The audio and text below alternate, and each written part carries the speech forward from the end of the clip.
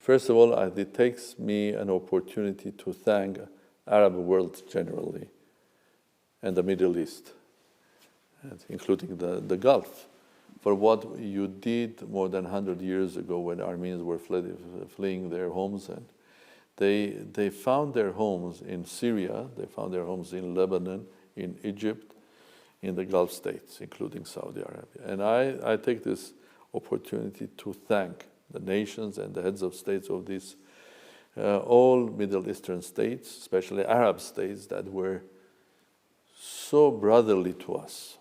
Okay? And these are states where basically the main religion is Islam, or the only religion is Islam. And they took Armenians, homeless Armenians who are Christians, okay, as their brothers and sisters. So that's an opportunity to thank them.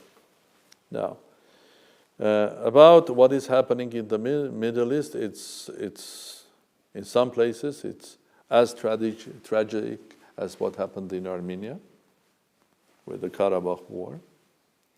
Take Syria. I mean, it's not only about the war, the loss of lives, intervention from here, from there, but also we as Armenians are losing huge cultural basis for us. We have to try to do something, and I think the most important will be to support the Armenian community in Lebanon, that they will stay there. Because the values they have created in Lebanon are so important. And I think it will be absolutely wrong that they will leave that. I've been in Lebanon many times. It's an amazing country. I was there early 90s. It was like Nagasaki, like after nuclear bombing, the whole city was destroyed. And then you had families, like you had the prime minister that started Solidaire, and they built up Rafik Hariri, that I knew him well. So they have restored the building, and then we know the history. But that was not Armenia-Azerbaijani conflict, or this was a conflict inside every building. There were buildings that half of the building were Christian, half of them were Muslim, and they were killing each other. But if we forget today, go back 5 or 10 years ago, that was a country that was living somehow in harmony. Of course, there was interference there. But what they got wrong is on their financial side.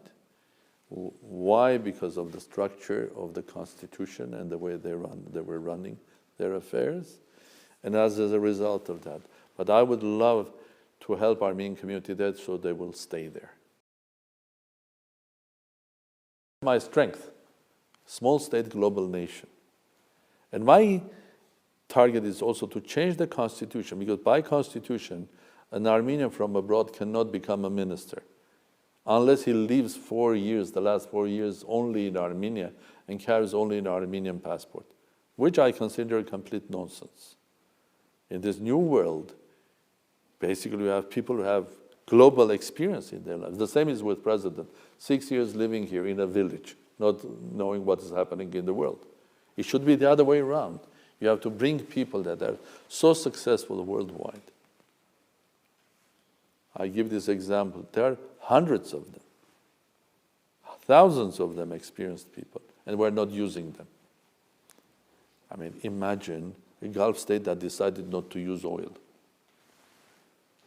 We're a country like that. Our oil is our people worldwide, and we're not using them effectively. So that's why I want to change the constitution. Armenia is a small place, and I would love states from the Gulf investing in Armenia, investing in sectors that could be doing benefit for them. And one of the benefits could be very simple. Armenia is a member of Eurasia Economic Union. And in fact, the only state that also has deep relations with the European Union. We have signed with them a deep agreement of cooperation, but we're a member of Eurasia Economic Union. Basically, what does that mean for a Gulf company? They register their company here. They run their businesses from here, which is a friendly environment, nice, sort of a modern, very close to fly, 2.5 hours flying from here to Doha, to Abu Dhabi or Dubai and further down, I hope.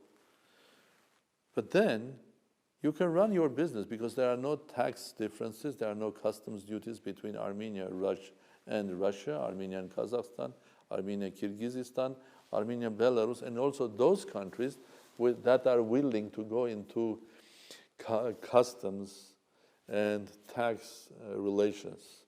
There are several countries, including Singapore, has made desire that they want to have deeper relations with Eurasia Economic Union. So Armenia can be a gateway there. One. The other thing is, I said, I think if I was asked where to invest in Armenia, I would say science and technology and high tech.